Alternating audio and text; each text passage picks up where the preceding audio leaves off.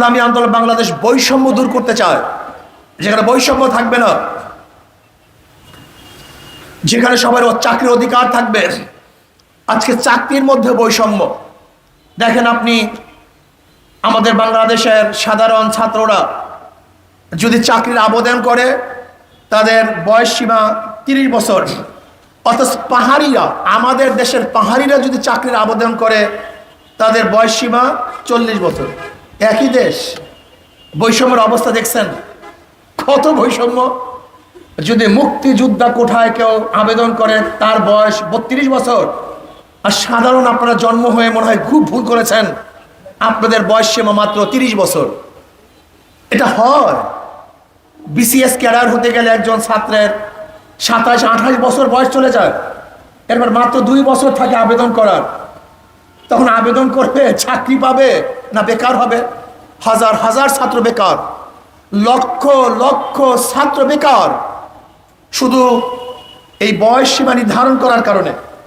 আমরা চাই বাংলাদেশের ছাত্রদের আবেদন করার বয়স সীমা কমপক্ষে 35 হোক, এর নিচে না হোক।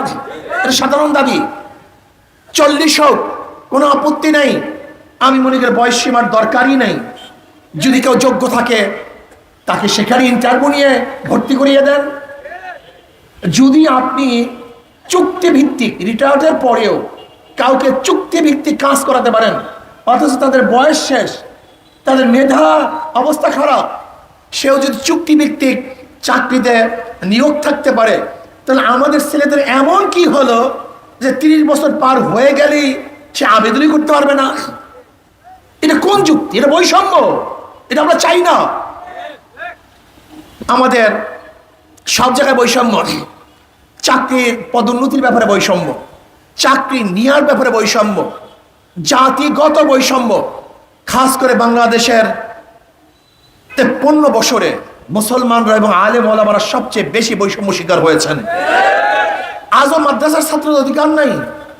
ভালো ভালো শিক্ষিত অনেক জানোয়ার, আজকে একজন দাওরার ছেলে কেন বিসিএস ক্যাডার হতে পারবে না? আজকে একজন ইফতার ছেলে কেন বিচারপতি হতে পারবে না? আমাকে বলুন।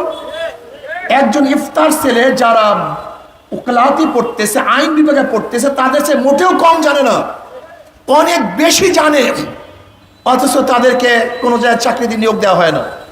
বৈষম্য। আজকে মাদ্রাসার ছেলেরা সব সাবজেক্টে ভর্তি হতে পারছে না, বৈষম্য। আজকে আমাদের শ্রমিকদের অধিকার নাই, বৈষম্য। শুধু কি তাই, আজকে অর্থনৈতিক এত মারাত্মক বৈষম্য চিন্তাও করতে পারবেন না।